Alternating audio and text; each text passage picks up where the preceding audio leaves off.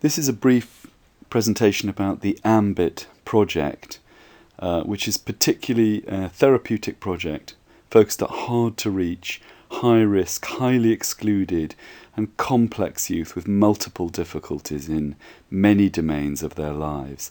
But in particular, we're not going to be describing the details of the therapeutic method here. We're talking in particular about the way the AMBIT project uses and is shaped by Wiki Based technology and how it uses this to disseminate evidence-based practice, and in particular to develop and share local innovations in practice which are arising in AMBIT trained teams. So where we start from is that treatment manuals in the kinds of complicated psychosocial treatments that AMBIT is one of are what we would see as a flawed necessity. There are some positives from manuals. They help us know what we are evidencing. They give workers a certain amount of confidence and teams a capacity to market themselves, if you like, as doing something that has worth. But on the other hand, workers often find them a disincentive. They're very top-down. They appear to, if you like, devalue local skills. They can be very concrete, a tick-box mentality to therapy. And they can mismatch what the person is being told to deliver to a young person in comparison to what the young person's needs might actually be in that moment. And they can be quite expensive things to get hold of, and we would be concerned if a manual became a kind of commodification of therapy, enabling people to claim intellectual property and sell that rather than to share best practice about how to help needy people. So AMBIT's particularly influenced by three schools of thinking. One is work by Professor Peter Senge, who particularly talks about learning organisations. How do teams engaged in this kind of work actually learn from their lived experience as well as from the evidence that science throws up, rather than forget and keep repeating the same mistakes? The other area of work that we're influenced by is some anthropologists, Jean Lave and Etienne Wenger, who describe communities of practice, the way that practitioners engaged in this kind of work actually create a curriculum for themselves. And we're more likely, if you like, to learn from people who are doing the same work that we are than from necessarily highly lofty theoretical academics.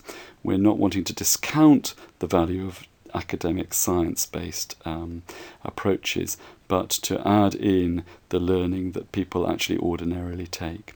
And finally, we're highly influenced by a particular form of wiki known as TiddlyWiki, and TiddlySpace, the server-based version of that. And it's in this simple form of wiki that we create these wiki-based treatment manuals. So what we're seeing is that communities of practice have gone back to the Middle Ages, doctors working out how to help their patients, and there's a progression, and we would see AMBIT as being somewhere further along from that than the medieval doctors. But AMBIT positions itself as being on a journey, and we would very much hope and expect that the AMBIT manual would continue to develop as knowledge develops and cultural sensitivities are built in that identify the different needs of slightly different populations in different parts of this country and the world. So the technical bit is this. When you go to ambit.tiddlyspace.com, you see what looks like a website or a wiki. The wiki is actually made up of a whole range of separate wikis that are, if you like, included, much as an amoeba might include the content when it eats it up. And these different wikis contain different parts of functionality and particularly content that give the look and the feel and the running of the website that you see when you go to there. Why we arrange this in that particular way is that every time we train a team in AMBIT, we open their own version, their own wiki, into which all of the same content is included. And each time we've trained a team, they've opened their own version of the AMBIT manual, which has been named of their own, and they can begin to do some customizations. And to date, we've trained over 70 teams around the United Kingdom, which is, I think, approaching or just over 1,000 workers. Why do we do this? Well, when a local team starts to recognize that they have specific expertise in the particular cultural setting that they're working, they may wish to start to manualize their own work, to write about how we're applying this evidence-based practice here in this setting, with this culture, with these young people. And so teams are encouraged to write their own pages in their manual, which can either improve upon pages that are existing, if you like, overwrite them, or go alongside, but can be linked in so that there's a single coherent hyperlinked manual, but containing material that's held at different levels. And the point about this is that it allows the second thing, which is that teams within the different manuals can look across and see what other teams are writing about. And they may see a page that is particularly helpful to them, that a team in, say, a team 100 miles away has created for them. And in those situations, they can clone pages across into their manuals that have value, rather than trying to reinvent wheels that have already been invented. And the beauty of the system is that when a page is evidently being cloned and is being found useful, or even better, if there is appropriate and proper evidence that this is leading to better outcomes for young people or families, then the same page can be cloned from the local into our AMBIT content space. And at that point, of course, it's shared with the entire AMBIT community. So in this way, developing innovations in practice can be disseminated at light speed across a growing community of practitioners who become curious about what each other are learning, about how to do this difficult and quite complicated work more effectively. So the manual looks a little bit like this. This is a co-construction then. Here it's a local team called CASUS, a team based in Cambridgeshire working with young substance users. And it's a co-construction between central evidence curated by the Anna Freud Centre and the AMBIT project there, and local, if you like, experience about how we apply this stuff, and maybe some local innovations that we have here. Another page of the manual, you can see a whole range of different ways where we foster the AMBIT community.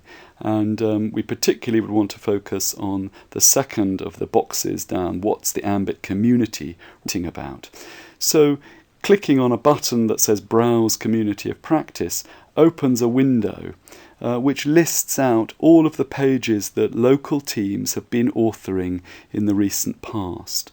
And a local team that's browsing here may say, well, look, this team a team called AMAS, which is based in North London, in Islington, they've written a page called Top Tips when working with the professional network around the risk of sexual exploitation. And a team elsewhere may say, well, that looks interesting and useful, and they can go and have a look at that very quickly, open up the page in the AMAS manual, and if they really like it, they can clone and customize that page, bringing a copy of it into their own manual. The AMAS team would get a credit for that excellent work on their page, and the local team here in Cambridgeshire will be able to start to build on the work that AMAS had begun. And here's a screenshot of the last 2 weeks in October 2013, showing a whole range of pages that have been written by teams Music and Change at the top in North London, a team in Camden, a team in Edinburgh, other teams, AMAS, as we mentioned, another different team in Camden, a team in Cambridgeshire, etc. So the message is that really only in the last sort of 3, 4, 5 months that the treatment manual that we've developed has begun to really open up the possibilities with this functionality. And teams are really beginning to use this on a regular basis, and we would encourage people to go and have a look at the version of the manual. So we feel that we've had, over the past 3, 4 years of training teams, we've had a lot of experience of what we would call the deployment-focused model of treatment development. This is different from people sitting in a room and writing a manual as if it were carved in stone, but instead we've grown our model by repeated, iterative experiences of training a team, developing, getting feedback, and improving the core model. And over the last 3 to 4 years, we now feel that the core model has really begun to stabilize, and the teams that we train recognize a fit with what we're offering to what workers on the ground in these very tricky situations are asking for from a framework for practice. The systematic feedback that we get from trainings is very positive, and so are the outcome measures that we encourage teams to take from the work that they do to say whether or not what they're doing is actually effective for our end users, the young people and their families. And what we can say now is that a significant and growing proportion, but as yet a minority of teams, are now regularly using their wiki to manualize how they are starting to work. They're starting to identify themselves as teams through the way they write about their work online. And this is, we feel, as we say, the beginnings of a proof of principle. So where we're looking to move next is to go to a sort of beyond the sort of beta version of our manual into something that is at sort of release level. And what we're looking really for is major improvements on the user interface. There's a lot of new functions that we are ready to put into practice, but we need the time and the programming time, specialist programming time, to do that. The manual at the moment has been made on an absolute shoestring because it's all open source software, and most of the work has been done by the open source community and voluntarily. We want to address some technical issues. It's difficult to sometimes get these systems to work in particularly NHS systems where they use very old browsers, some of them 10 years out of date. And we want to create a training for both IT managers in settings like the NHS or social care, but practitioners too, involving well-made animations and training exercises, so that we can really support a more comprehensive uptake of this open source resource. Our impression is strongly that those teams that are using their manual are the teams that are most enthusiastic and seem to be moving forwards and getting extremely impressive outcome results. And this is something that we would like now to disseminate widely.